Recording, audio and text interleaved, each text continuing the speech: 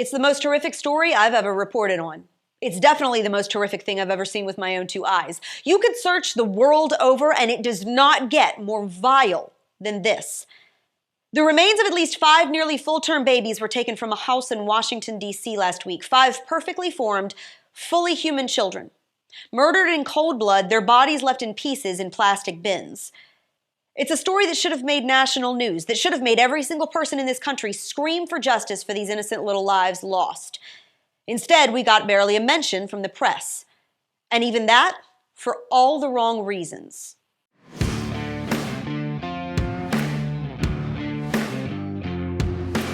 Last week, D.C. police picked up the remains of 5 aborted babies at the home of pro-life activist Lauren Handy, who works with the group Progressive Anti-Abortion Uprising. Now, if you read the story in the local news, the media painted the picture of a freak anti-abortion nutjob who was keeping the rotting remains of dead children in her home. But that's not the story she's telling.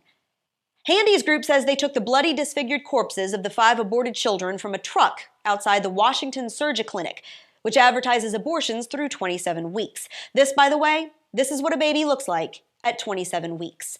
The remains were in packages marked for Curtis Bay Medical Waste Services in Baltimore. The group says that inside the boxes they opened were the remains of 115 aborted children, 110 killed in the first trimester, and 5 who were all well past the point of viability. They contacted D.C. police themselves to turn over the remains for forensic analysis. Why? Well, because the babies in question looked to be far older than 27 weeks, and the damage done to their little bodies proved that they were murdered in the most gruesome ways imaginable. And there's even some indication that they may have been killed during or even after birth, which would violate federal law. One baby, a boy, estimated to be about 30 to 32 weeks, appears to have been killed by lethal injection before being delivered dead. But it's hard to tell because his little body, about the size of a small newborn and perfectly formed, was so decomposed.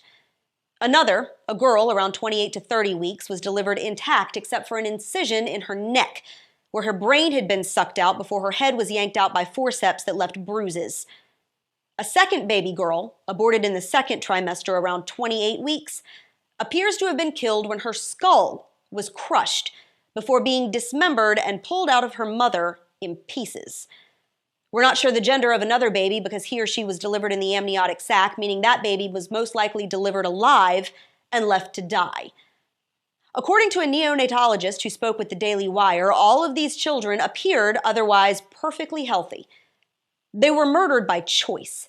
Because this nation has become so godless and so depraved that we have said you can poison a fully formed, viable, living human child. You can suck their brains out with a tube, carve them up and pull them out in pieces, crush their skulls with forceps or deliver them alive and leave them to die on a table. But God forbid you try to shine a light on this atrocity because that might be a crime.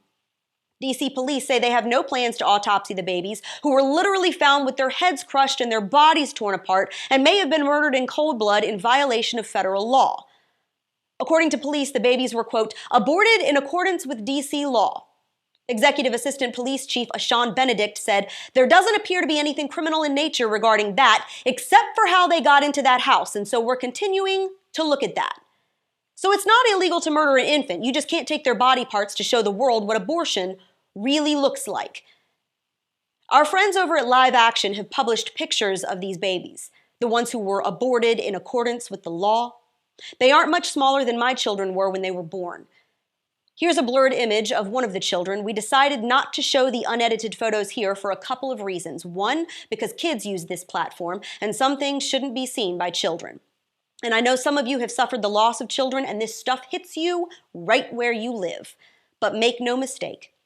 If it weren't for those few considerations, I think the images of these babies should be plastered on every single billboard from D.C. to L.A. and everywhere in between. Their photos should be on the nightly news and on milk cartons and on flyers in everybody's mailbox because this is what our society has condoned. And if we're going to sanction it, if we're going to fund it, if we're going to say this is okay, we should have to look at it because this is what abortion is.